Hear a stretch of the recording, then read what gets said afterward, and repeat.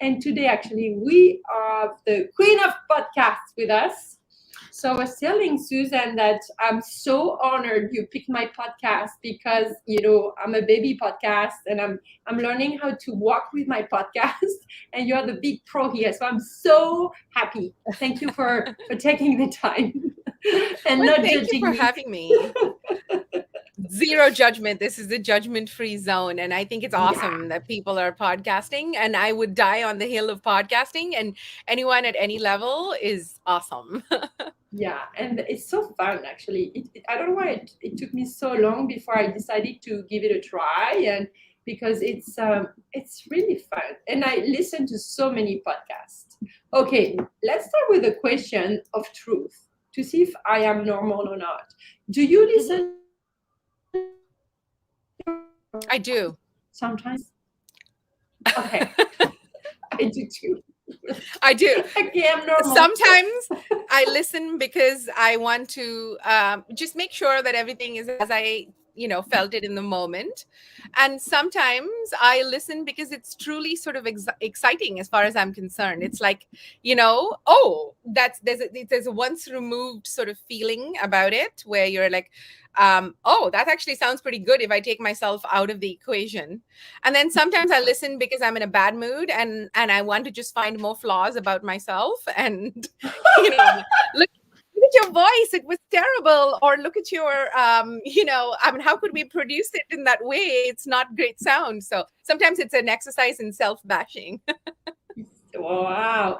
So for me, it happens. It's most of the time. It's not that I go and search for it. It's just I am cooking, and this is when I listen to my podcast, to people's podcast, to whoever I listen that day. And sometimes, on Apple, it switch from one episode to another to the next podcaster, and sometimes it's me, and I'm like, "Who's that?" And I'm like, "Oh, it's me!"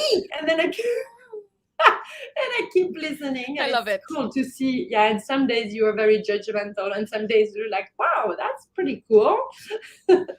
And I'm lucky to have amazing guests in my podcast. So today, Susan, we were talking backstage. It's a day where we share our stories in a way that feels physically, because building a business is a lot of emotions, and it has a lot to do with how we feel through the different stages. So that's why I love to go back to the very beginning. But before we go there, can you tell us who you serve and what you do to help people transform whatever transformation they are seeking for?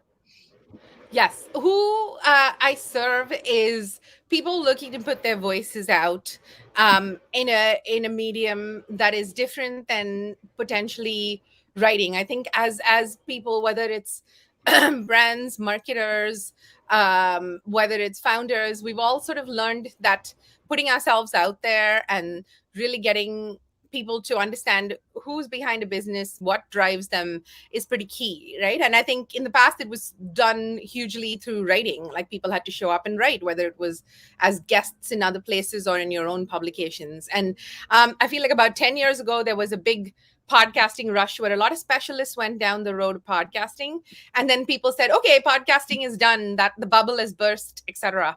But that's not true. I think we're back to that same place where it's become mainstream. So the people I serve are people looking to sort of increase their visibility, really sort of put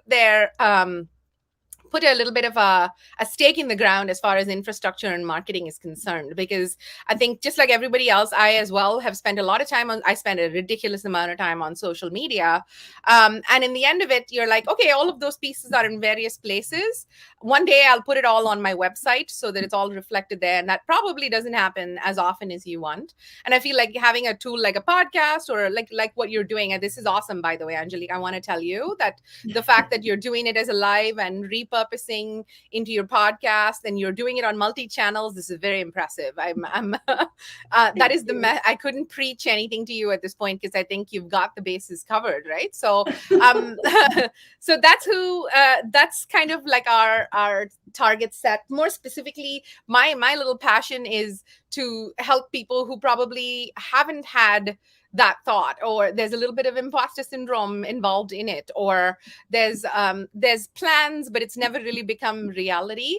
And if I may be, sort of candid, a lot of those people are women, because I think it's a little bit easier to jump into it for many people, you know but women struggle a little bit. There's an element of perfectionism. There's like, oh, I don't know how I'm going to sound, or I don't know how it's going to be difficult, and I have to review all the processes, etc. So yeah, I'd say people looking to put their voice out as a whole, and specifically women, is the people I'm hoping to serve. Beautiful. And Susan, we've met, a few years ago, and since then I follow you and all the story you share, actually, through your podcast, but also in your social media content, which is so amazing. And so for you, I think it's something that you're accustomed to do, to share your stories and how it supports, the mission of your organization.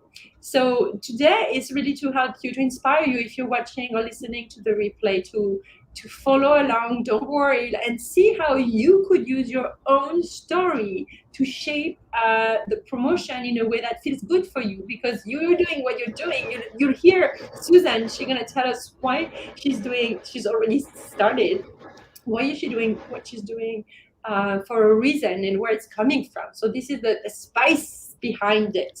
So if you don't know where to start, I always want to make sure, because sometimes I get too excited in our conversation, I forgot to tell you that I have a guide with some key, prompt that going to help you go back in your memory, go back to things that you thought were not important at the time, but really made the difference of who you are today, or who you want to become. So I'll put the link around this video whenever we're done. So it's called the 10 storytelling ideas that you can use as a woman entrepreneur. So now it's said, it's going to be around the video. Let's dive in. Are you ready, Susan? I am so ready. Okay. So let's go back to the little girl. What was, the little Susan when she was between 5 and 10? Playing at, or with, or who? Like, could you bring us back to your childhood? How it shaped, who you became? I was a kid who moved around a lot. My parents were travelers. They were quite adventurous. I was born in India, and when I was about 7 years old, I climbed on the first airplane of my life and went to Tanzania with my parents, because my dad had a job in Tanzania. He worked in Coca-Cola at the time, and I lived with them there for a few years, and then began my sort of back and forth, because sort of continuing with education and stuff was a little bit hard, and I went back to live with my grandparents in India. And I think I spent a lot of time being by myself, Angelique. I mean, and books were my best friend. Like, it was difficult for me to get enough books to keep reading. Back then, I know we had a budget. I feel like I got a book every month or something like that, kind of like Audible, except real world. And it was never enough. Like, I needed more and more, and so I would borrow things from my friends. So I spent a lot of time, and that's one of the things that attracted me to your storytelling aspect. I spent a lot of time with other people's stories. Other people's stories was what took me out of my life. It took me out of, feeling down, missing my parents, or like feeling hard done by, or all of those negative emotions that we're sort of tempted to feel. I feel like it was other people's stories that rescued me. So that's a big part of life. So I have a great appreciation for a story well told. And I feel like that was a part of what shaped me. I was like, you know what, those beautiful words, I want to know how to do that. I want to learn how to do that. So my first intention for myself when I was very, very young, even when I didn't know that this was possible, is like, I want to write. I want to write in some way. I want to bring words to life, stories to life, that kind of thing. So that was my, that's 5 to 10, a lot of loneliness and a lot of stories. Oh, I love this. Do you remember a book that you really like, maybe one of those books that help you the most? I feel like, I'm 46, and at that time of my younger years, it was the Enid Blyton books that were probably the go-to. So there was like, Mallory Towers in St. Clair, and all these wonderful stories of schools and what people did in boarding school. And since then, some of those books are perhaps, they've been taken out of the mainstream for kids as much, because there's so much more right now. Things evolve. That said, those were pretty formative. Enid Blyton as an author, and those children's books and the magic that came from it was what comes to mind. Cool. Okay. Wow. Thank you for sharing this. So, Susan, how far were you in your life? By the way, we have the same age. Let's do a dance of the 46 women under years old women. 46 is a good age, folks. I love my 46. Yes. So, when did you start your journey as an entrepreneur? Like, what were you sorry, coming from a cold and it cuts my throat. What was the thing you were doing before the journey of entrepreneurship? I worked in a government enterprise. I was head of marketing for a Dubai government enterprise, which was in logistics. So it was a it was a proper corporate communications role. I was in Dubai at the time, and I don't know if I hated it. I was very good at it, but I would sometimes talk about, back then I didn't have my daughter, and I'd probably recently been married, and I didn't hate my job. I didn't love my job either, but it was what it was. It paid my bills. It paid my bills handsomely as well. So sometimes you sort of like, you're in that limbo where you're not going to make any decisions. And I would love to say that is the reason that I actually decided to move to entrepreneurship, but it was not. It was my daughter. So during that time, I made a decision that, the benefits look good. We're planning to move to Canada. There's a lot of stuff that's sort of underway. And this would be a really great time to complicate that and add a child to it, right? I mean, So everything happened first from Dubai, right? Yes. So you mentioned that you had a burning desire of, before starting your business. And what was that? I think it was sort of like freedom. Freedom is that burning desire. It was that I never really subscribed to these ideas that work has to be done in certain hours, or you have to be in a specific location. I mean, our business has always been virtual, and that's not because we didn't have a choice, but it's just because I truly believe that's a better way to operate, at least for me and the teams that I choose to build. So I think that freedom, I didn't love those restrictions of being in a finite place at finite times. Marketing jobs at a corporate communications level is high stress, and like, if you take away some of the flexibility, it's not a great formula. Like, you cannot be expected to perform at like a level 9 for 10 hours a day. It's just not possible. We know that. However, we sort of expect either ourselves or our teams to perform like that. So I think just freedom and saying there must be a better way. There's got to be a better way. It's just a matter of finding. At that point, I still believed that I would find that in another organization. I believed that, maybe the flexibility and that kind of thing is going to come from a different type of enterprise that I might choose to work with. But then in my 9th month of pregnancy, when I was huge and just about waiting for my due date, was when some awful stuff happened at my job at the time, which was that, people were starting to, shall I say, at that time in history, in that particular part of the world, there was a lot of statements made about like, this is why this job shouldn't be held by like a woman, because they're going to go off and have babies. And then once they go off and have babies, their commitment changes, and just the same narrative that we've heard so many times, but then you're still surprised when it's directed at you. So I actually lost my job in my 9th month of pregnancy, where I was laid off because they made excuses for it. But the fact remained that I was laid off because I was pregnant. And at that point, I think I didn't know what was next, but I knew it was not that. I don't want more of that. I want something where I get to decide the rules. If I fail because of me. If I'm all out of luck, it's because of me, not someone else. So deciding that I didn't want a boss, I think was a big part of the equation. Yeah, so here's that happens, and then so how do you go from first, it's emotionally, but that must be something, right? And then second, how do you go from this situation to the idea of a potential business? How did I go to the idea? There was a few years. That journey took a few years. I think, it was try. I mean, as far as I was concerned, I was like, try something. So my first thought was obviously do what I know best. So I focused a little bit on the writing aspect. So the easiest thing to do was put myself out there as a freelance, writer of sorts, and then check with publications and agencies and whoever else, how they wanted to, like, if they wanted to work. And I got a few gigs in that form, and it was not nearly enough. You know how hard it can get if you're like, oh, here, I want to take this salary and I want to make that work in an entrepreneurial form. That's not always a one step sort of effort.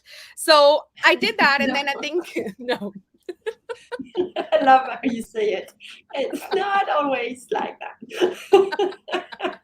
It can be. It can be. People in Silicon Valley will have you believe that it is like that all the time, but it's not.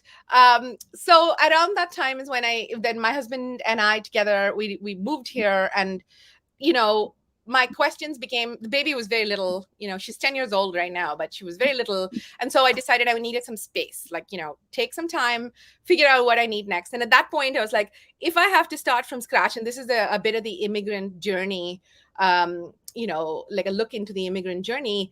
When you come here as an adult immigrant, the integration into the workforce is anybody's guess. Like, how it could go great, it could go poorly. You could start at Starbucks. There's all kinds of like cliches about how that goes for immigrants. And I think when I came here, I was like, if I do have to start over in some ways, I'm not sure that I want to start over with agency work or with like, corporate communication or any of that, like traditional marketing. That was not really what I was thinking about. So it's like, therefore, where does that leave me? And then I took a complete detour on a tangent and went off and started a chocolate business, because when I was in university, my mom and we used to do this together, and we did okay. We did well. It was a great side gig. And I would keep telling myself this story over and over in my head, that what if I had done that? And could that have been a better future for me than this? And so I was like, well, now's the time to find out. Chop, chop. How many people get a chance to go back and take the road less traveled? So I went down that path. I probably kept at it for about a year and a half. I got a job with the chocolate factory so that I could learn. I also did my gig on the side, but that was not for me. Again, people talk about how money cannot be your only motivator, but I think it's important to say that money is a key motivator. At least it is for me. And the idea of working minimum wage, labor intensive work, because yes, a chocolate person is an artisan, but there's a whole ton of labor work that goes with it, right? And I was like, I really don't know if in my mid-30s I want to be going down that road, working at minimum wage for 4 years just to recover the cost of the equipment that I would have to purchase. So then it came back to square one, where I was like, okay, is it marketing? Like, what am I going to do? I thought I was done with this. And at that point, I started to pull away the layers. And like, what do I hate about it? I hate team management. I hate difficult clients. I hate urgent deadlines. So where does that leave me? So it was a process of elimination. And then I came back to the writing avatar. And that's kind of how I started. I was like, but in the clarification of that, what I think came through was, I don't want to be a lifestyle writer, because I think people want that. Like, there's a lot of takers for the cool lifestyle B2C marketing gigs. There's not nearly as many takers for what I call the unsexy back end, right? I mean, people don't want to be writing about finance and legal and whatever. So I was like, okay, that sounds, I'll take it. I'll take that job.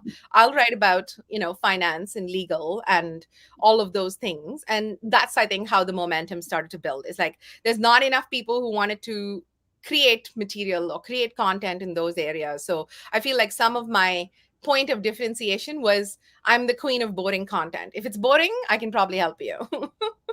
Oh, that's interesting. So, but tell me, how did you get to uncover that? That those topics were the ones How did I that nobody find else the wanted to people write about. who wanted it? Yeah, Um, yeah. No, you. How did you come to that kind of discovery and own it?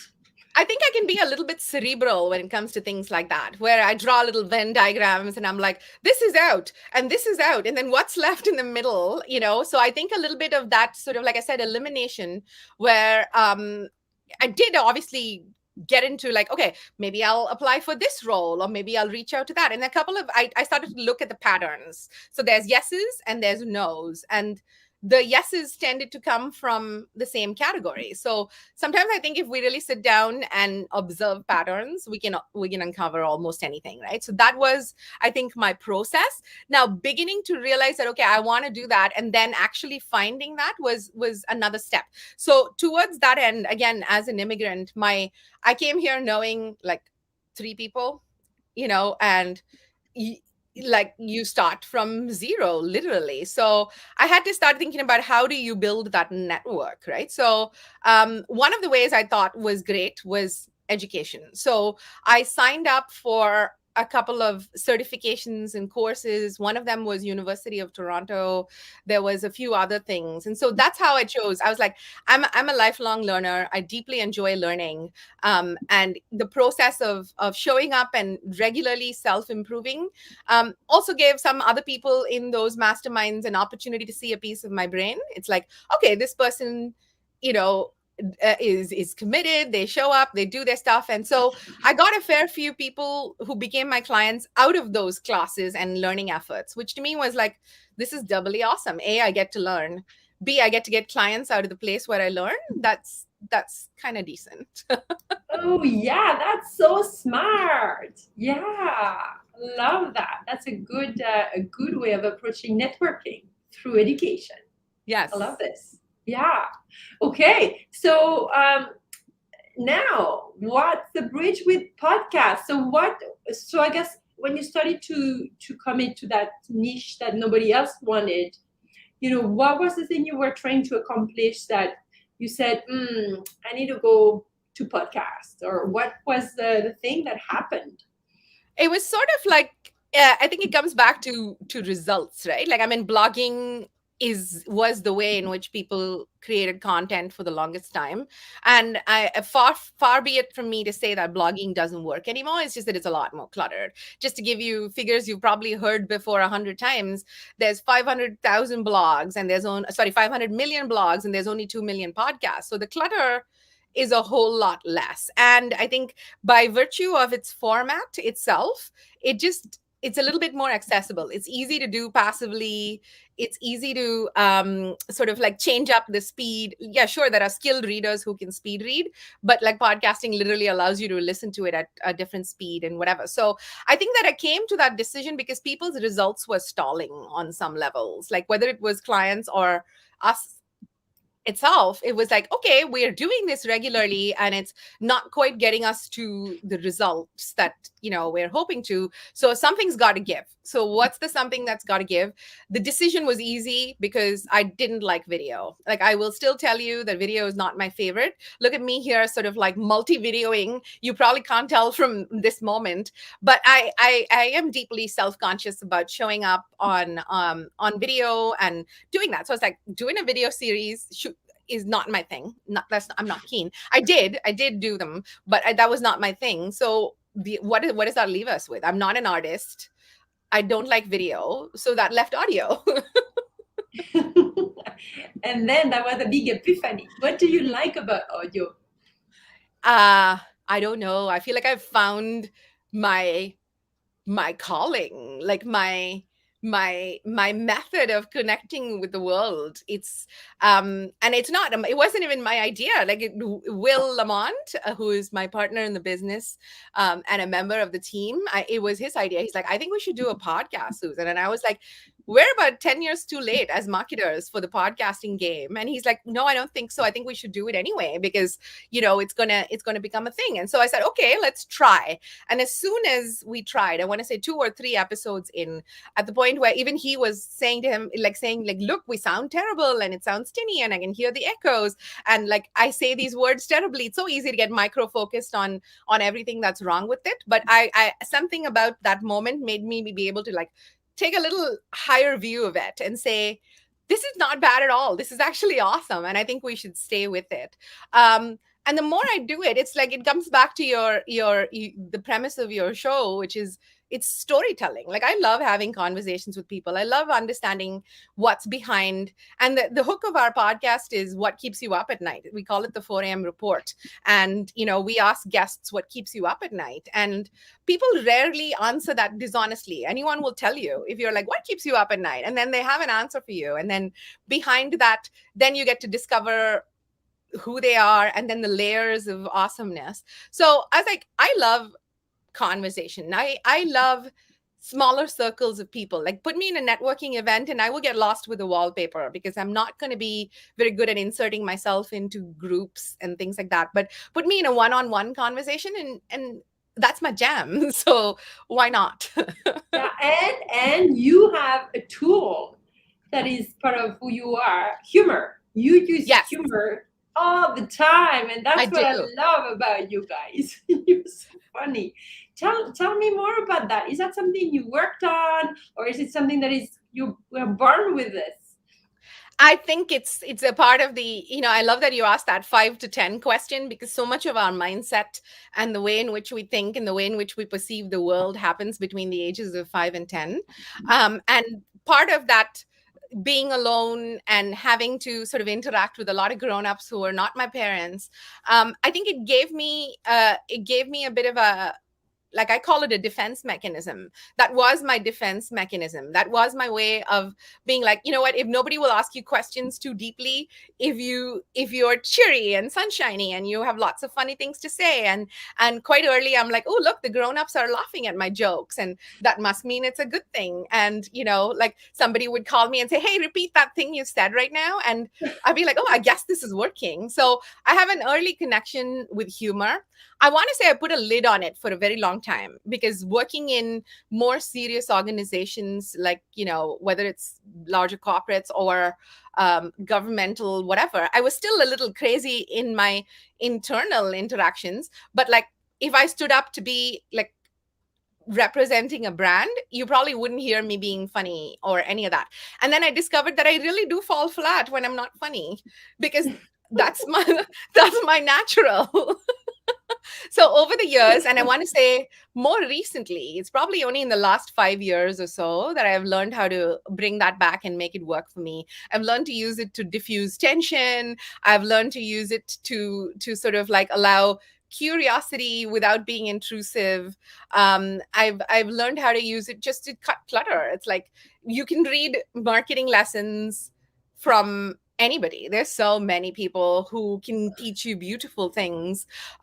In the end, it's about, do you connect with them? Are you likely to do what they are saying? Are you likely to be inspired by them and apply something today, right? And so I find in today's world, humor is a pretty good way to do that. So that's why I'm actually writing a book. It's supposed to be published later this year. It's called The Other EQ, and EQ stands for Entertainment Quotient. Since over the last 5 years, I've realized that yes, it's easy for someone to look at me and be like, she was born funny, and I can't do it because I'm not funny. Well, I wasn't born funny either, and over the years I've just discovered that it works for me. And there are formulas and ways in which you don't have to be a stand-up comic, you just don't have to be dry either, is my theory. So how did you because so last weekend I was on a retreat with women entrepreneurs, and you were saying at the beginning, for women it's harder to show up. and some of them were hesitating to start cracking jokes, or am I going too far? Or so how did you learn to be comfortable and don't worry about how people react to your jokes or to your way of being? In the end, I think it comes back down to, like, are you comfortable in your own skin? And the closest parallel that I can think of to draw is, what do you show up as with your friends? Like, if you're in a group with your friends drinking a nice bottle of wine, what are you like? Are you the one that tells the stories? Are you the one that asks the questions? Are you the one who laughs with somebody else, or are you the one who tells the jokes? I don't know. So you got to figure out who you are, I think, a little bit, as and what you feel comfortable in. And in that, there will be clues. None of us is dead boring. We've all got relationships with people who think we're awesome. Nobody's boring. But somehow we tend to Please show up. stop laughing. I laugh over your beautiful quote. I always take quotes from my guests, and can you repeat, please? Nobody is what, dead boring. I love it. Nobody is dead boring. Nobody is dead boring. Like, if you see people interact with their family, their friends, the people they choose to hang out with often, you're probably interesting in some way, and there's probably aspects to your personality that are refreshing and entertaining. And it's just a matter of saying, how do I translate that? Like, for what it's worth, right now, we're all going to be showing up in two dimension for a good portion of our time, right? I mean, we're all going to continue to be doing business online. We're going to continue to sort of like, have people learn about us, what we do, how we can save the world through our personalities online. And I feel like just trying to translate that IRL into some of this is not as hard as we imagined. Love it. What was the ROL? Like return on laughing? Return on laughing. Is that what you said? What was that acronym you said? That's how I interpreted it. Return on laughing is awesome. I'm going to borrow that.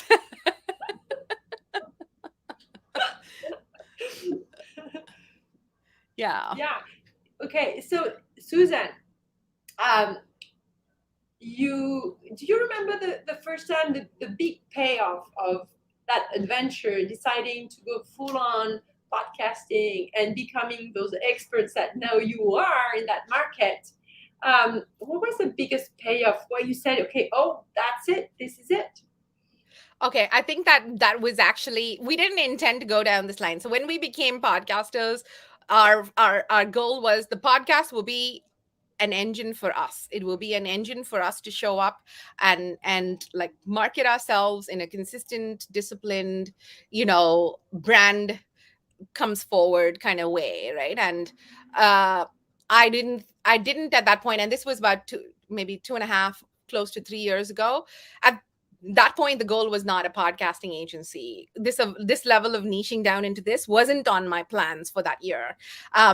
What was the sort of a shift was when an existing client who was doing work with us they already created like reports and a bunch of content with us. And they got in touch and they said, do you do podcasts for other people? And my answer was, we do now. We do now. Would you like us would you like us to do a podcast for you? And they said yes. And that project obviously came through because there was already a connection with that client, and it was only the format that was changing. So nothing major in a shift, but I think it created a big shift in my head because that went well. And it was a fairly like big name in the workplace industry. And they ended up having the head of global real estate for Twitter asked to be on their podcast. And then it really served all their goals. So I was like, this is awesome. Not only are we able to do it as a content execution play, we're also able to deliver for them, map it against their revenue goals, and like really ensure that it can work for somebody other than us, right? And so I think that became a case in my head, which was like, I passed that test, so this looks possible. So after that, that allowed me to make it like outbound. Like I started to reach out to folks and say, I see that you're doing a podcast and you're DIYing your podcast. Are you interested in having a conversation about how you can have someone help you with it? And then more and more people said yes. And so I just went with the flow. And here we are. You just went with the flow. I love it. So the power of opportunities, right? Someone told you, "Do you do this?" Sure.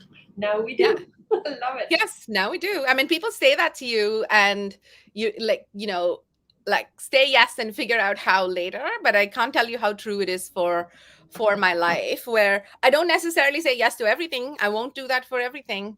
But there are some things where I'm like, yeah, I really do. I do. I know how to do that. And I think it's very important to stay in tune with those parts and um, jump into it. What is that cliche? Like, jump off the cliff and then build your wings on the way down.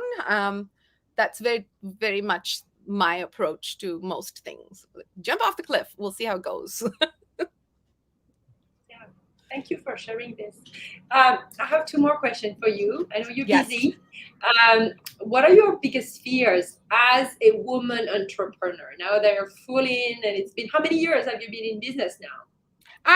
In this current form, we've been in business for about 5 years. Before that, I did some of my, so I'd say about 7 or 8 years that I've been like in the marketing entrepreneurship sort of space.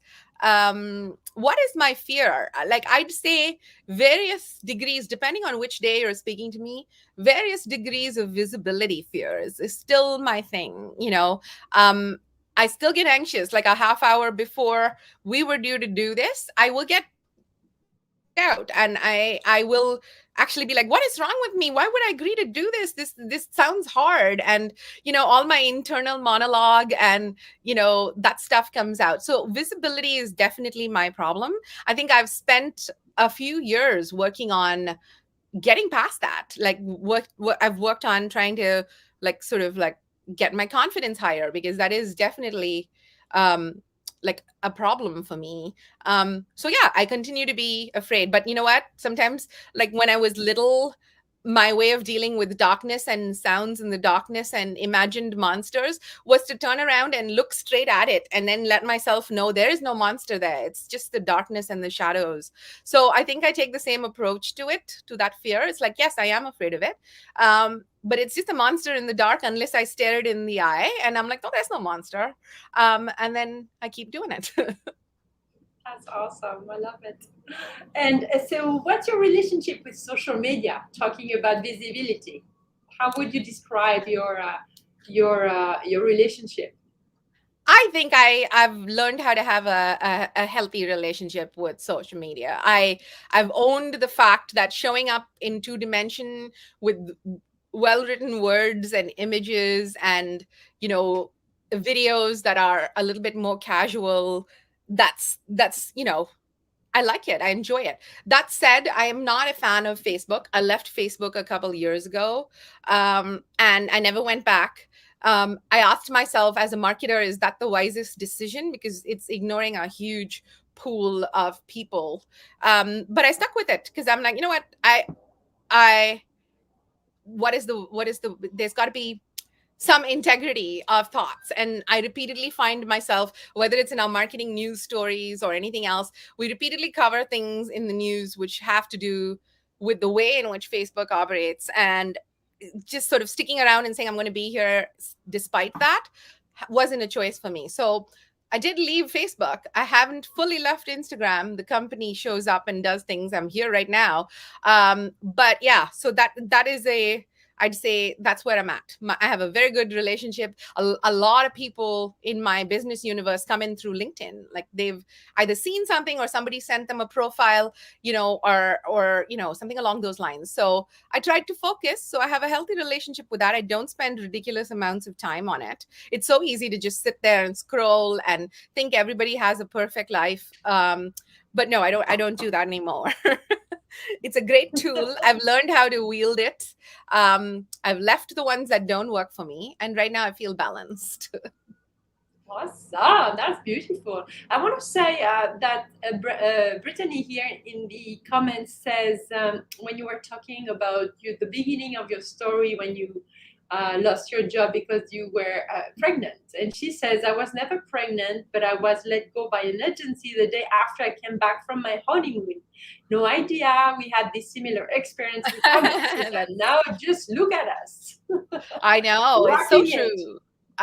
Thanks for that, Brittany. It's true. Sometimes, like maybe it's just that in that moment we would not have taken that step, perhaps, of moving away to something that we wanted, and then at the risk of sounding woo woo, maybe this is the universe's way of providing that little push, like go baby bird, go fly. Yeah, they say everything is happening, or everything is happening for your highest good. So Yes. here we go. So is there anything I should have asked you that you'd like me to ask or to share with us? Go for it. I think you've done a really great job of there's some parts of the story that I haven't really spoken about in a while, but no, I think the only thing that I would sort of like to encourage people to think about is that part about becoming your actual in real life self, right? I mean, try to find ways in which you can bring it to life. And obviously I'm super biased. I think a podcast is a really great way to do that because you get to show up and do it with a bit more space. But I think trying to tap into, put your voice out there, no matter what it is, tell your story, like you say, like, people can replicate all kinds of formulas. They can't actually replicate your story. Even if people had two of the exact same experiences, like Brittany is talking about how that particular thing happened to her, it happened to me. But I can bet you if we each write our story, the stories will still be different, right? And so I think it's really important to just figure out what it is that you want to say to the world and then show up and say it. And if you can add humor to it, you've won a friend. So, Susan, I put the link to your company in the comments, and I'll put it, if you're listening to the podcast or wherever you're watching, I will go back and circle back and put it there. And we'll be publishing anyway a lot of promotion about our discussion because it's awesome. It's inspiring always, always. So thank you so much. And then if you're watching the replay or listening to the podcast, let us know which part really resonated with you. I love that, Brittany, you share that part of the story that really bring back, what happened to you. It's kind of similar to me. I was not pregnant, but my business started when I got fired. Not fired per se, but they cut my position, which is kind of the same, but redundant. This is it. Even I keep saying that. I use the F word.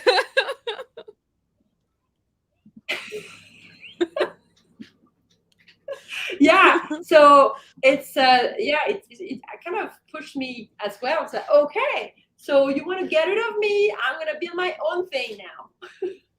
Watch so me. I'm still actually have like 4 days a week working as an employee, and I always told my boss, I have a business because next time it's the same employer, and next time you guys put me out, I am okay. They are I got this. Yeah. Okay. Thank you so much for all you. the energy you put in there. And thank you for you watching here on Instagram and LinkedIn and YouTube and Facebook and the podcast. So ciao, ciao. Thank you. Thank you.